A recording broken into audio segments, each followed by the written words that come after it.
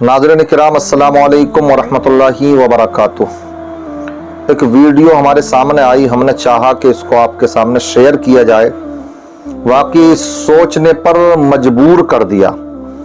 ये कोई साहब हैं, इनकी वीडियो है, ये वहाँ पर फ़लस्तीन में गज़ा में पहुँचे थे, वहाँ पर मदद करने के लिए।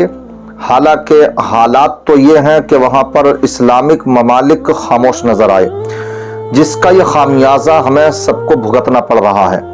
वहाँ के खासकर गज़ा के मुसलमानों को ज़िल्लत और रुसवाई की ज़िंदगी गुजारने पर मजबूर होना पड़ रहा है। जब ये वहाँ पर गए तो इन्होंने वहाँ क्या देखा, वहाँ के छोटे छोटे बच्चों से मिले, बुजुर्गों से मिले, खासकर जिन बच्चों से इनकी मुलाकात हुई उस पर इन्होंने जो तबसरा किया है आकर के, क्या पाया आखिर वहाँ पर उनको बच्चों को।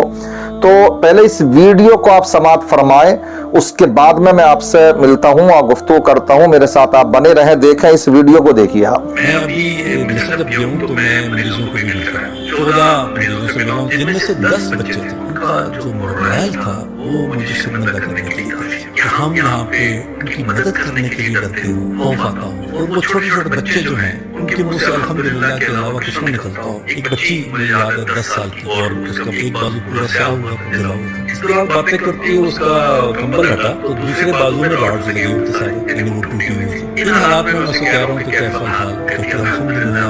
साथ उसका भाई था, अनस नाम था उसका, 6 साल का। उससे मैंने पूछा कि अल्हम्दुलिल्लाह। तो कुछ 14 था। 11,000 तो वो हैं जिनको फौरी तौर पे किसी टर्शियरी अस्पताल में पहुंचने की जरूरत है, और वो बेचारे वहीं पे सड़ रहे हैं। हमें अपने ऊपर अपनी जिंदगी की शर्म आती है कि अल्लाह के दिया सब कुछ है, और हम यहाँ पे बड़े आराम से इस्राइल की प्रोडक्ट्स को इस्तेमाल कर रहे हो। ये इतना भी नहीं ख्याल आया कि हम कम से कम उनका तो बाइकआउट कर दें, एक अच्छा मैसेज हो जाएगा।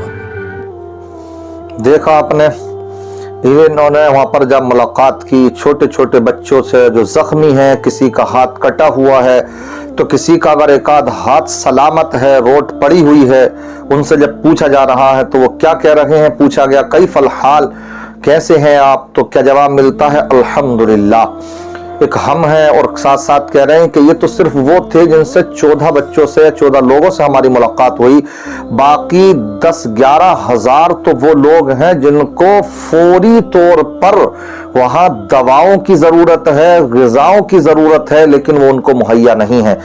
आज ये जो ज़िल्लत और रुसवाई की ज़िंदगी गुजारने पर वहाँ के मुसलमान मजबूर हैं, इसके ज़िम्मेदार कौन हैं? सबसे पहले हैं इस्लामिक हुक्मरान। एक वक्त था कि सऊदी अरब ने जब फ़लस्तीन इजराइल की जंग चली थी, शायद ये 1970 की बात है, तो उस वक्त में अमेरिका ने बहुत जुल्म ज़्यादती कर रखी थी, इजराइल ने कर रखी थी, और उसका साथ अमेरिका ही दे रहा था। तो उसने दबाव बनाया था सऊदी अरब पर, और सऊदी अरब में शायद शाह फैसल थे या शाह फहद थे, उनमें से कोई एक, मुझे थोड़ा डाउट हो रहा है उनमें, कि उस वक्त के वो बादशाह थे, तो वो मदद कर रहे थे फलस्तीनी मुसलमानों की। तो अमेरिका ने उनके ऊपर दबाव बनाया कि तुम उनकी मदद करना छोड़ो, उनकी मदद आप करना छोड़ो। तो उस वक्त में उन्होंने कहा कि ये नहीं हो सकता कि मैं फलस्तीनियों को इस तरह से मरने के लिए छोड़ दूं। उन्होंने कहा कि अगर आपने ऐसा किया तो हम तेल खरीदना बंद कर देंगे। तो उन्होंने वो तारीखी जुमला कहा था, उन्होंने कहा क्या करोगे आखिर आप, तुम हमारा तेल बंद कर दोगे, यही ना कि हम अपनी पुरानी जिंदगी पर आ जाएंगे, खजूर पानी पर आ जाएंगे, इससे ज्यादा तो कुछ नहीं हो सकता। लेकिन हम किसी फलस्तीनी की बगैर बेगुनाह गुनाह बच्चे की जान जाते हुए इस तरह से देख लें, उनको हलाक होते हुए देख लें, ये हमसे नहीं हो सकता है। तो अल्हम्दुलिल्लाह उनके इस तरह से मजबूती से खड़े होने ने, और इस तरह से बेबाक जुर्अतमंदाना अंदाज ने, उनके वो गुफ्तगू करने ने, और फलस्तीन के साथ खड़े होने ने उनको हलाक होने से बचा लिया था।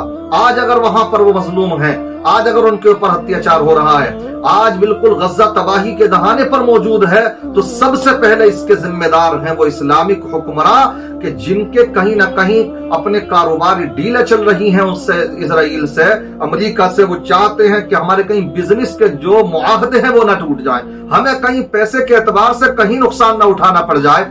इस वजह से वो ये तो गवारा कर रहे हैं कि मुसलमान ये कटे मरे जलील और रुसवा हो तो हो, मगर हमारा जो पैसा है वो नुकसान नहीं होना चाहिए। याद रखना जब इस तरह के ये हालात होंगे तो एक एक करके चुन चुन के वो आपको तोड़ते जाएंगे, मारते जाएंगे, हलाक करते जाएंगे, पुरसाने हाल तुम्हारा भी कोई नहीं होगा।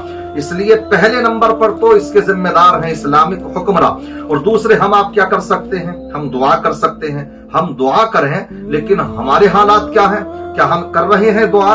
ये देखिए एक वीडियो हम आपको दिखलाते हैं, एक वो इंसान कि जो वहां पर पहुंच जाए, देखते चले आप मेरे साथ साथ में ये वीडियो देख रहे हैं, कौन? जब इंसान बड़ी किस्मत का सिकंदर होता है वो इंसान जो कि हज या उमरा करने के लिए हरम शरीफ में पहुंच जाए, तो पहुंचने के बाद में वहां पर एक एक लम्हे की इंसान कद्र करता है, एक नमाज का सवाब मिलता है 1,00,000 नमाजों के बराबर, ये वहां पर सवाब है। और इसी तरह से ये मीटर जैसे नेकियों का घूमता है, इसी तरह से वहां पर बुराइयों का मीटर भी ऐसे ही घूमता, गुनाहों का मीटर भी घूमता।